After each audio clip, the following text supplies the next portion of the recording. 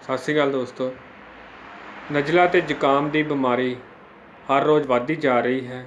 ਨਜ਼ਲਾ ਅਤੇ ਜ਼ੁਕਾਮ ਦੇ ਕਈ ਐਸੇ ਮਰੀਜ਼ ਵੀ ਹਨ ਜਿਨ੍ਹਾਂ ਨੂੰ 12-12 ਮਹੀਨੇ ਜ਼ੁਕਾਮ ਹੀ ਰਹਿੰਦਾ ਹੈ। ਡਾਕਟਰ ਐਲਰਜੀ ਦਾ ਨਾਂ ਦੇ ਕੇ ਐਂਟੀਬਾਇਓਟਿਕ ਦਵਾਈਆਂ, ਐਂਟੀ ਐਲਰਜਿਕ ਦਵਾਈਆਂ ਦਿੰਦੇ ਹਨ। ਇਹ ਦਵਾਈਆਂ ਖਾਣ ਨਾਲ ਵੀ ਆਰਾਮ ਨਹੀਂ ਆਉਂਦਾ ਅਤੇ ਇਹ ਬਿਮਾਰੀ ਹੋਰ ਵੱਧ ਜਾਂਦੀ ਹੈ। ਇਹ ਬਿਮਾਰੀ ਹੋਰ ਅੱਗੇ ਜਾ ਕੇ ਸਰੀਰ ਦੇ ਦੂਸਰੇ ਅੰਗਾਂ ਨੂੰ ਵੀ ਪ੍ਰਭਾਵਿਤ ਕਰਦੀ ਹੈ। ਨਜ਼ਲਾ ਜ਼ਿਆਦਾ ਆਉਣ ਲੱਗ ਪੈਂਦਾ ਹੈ।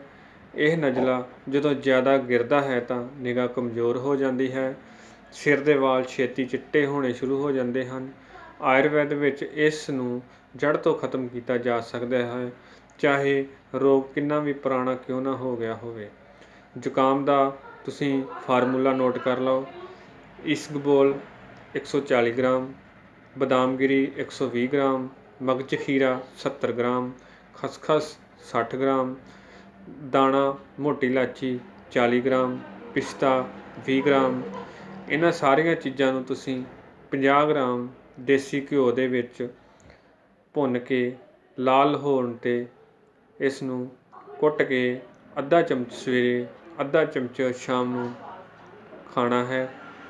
ਜੇਕਰ ਇਸ ਵੀਡੀਓ ਵਧੀਆ ਲੱਗੇ ਤਾਂ ਇਸ ਨੂੰ ਜ਼ਿਆਦਾ ਤੋਂ ਜ਼ਿਆਦਾ ਸ਼ੇਅਰ ਕਰੋ ਤਾਂ ਕਿ ਕੋਈ ਇਸ ਨੁਸਖੇ ਦਾ ਲਾਭ ਉਠਾ ਸਕੇ।